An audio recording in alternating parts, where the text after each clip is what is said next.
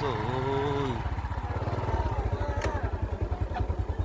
Xem nó có sự cố nữa. À ya.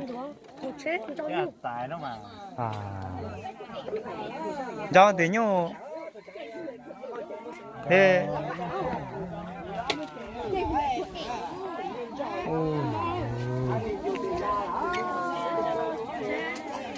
Còn nó Họ chế con nó cái bùa hai chào ơi chào à chỗ ta họ à chào bố từ tua mua đó giá phải rồi giá này là nhắm phong như người giá rồi trời mới hai co.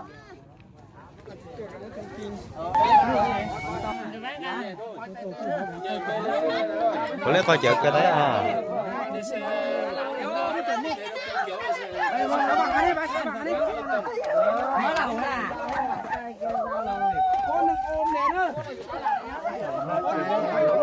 Sao phương má lẩu đây anh à. Thôi. Con này cà phô mới cho trái đi lên đi. Bê áo phải có là buồn nó phát chơi con á. Mình trông ổn cả. Người là sao phải trong một chúng là khỏe luôn đâu sao. Con này là mang nhá. Đi anh đi luôn đi ra đằng ngò đi. chụp cái khúc vàng quá Đi.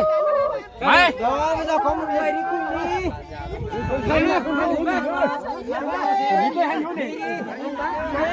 Mát thì mát rồi.เอาไปบ้างนี่เอาไปนี่เอาไปเก็บไว้บ้างนี่ไปดูแลคนยังต้องไปเขาเนาะใช่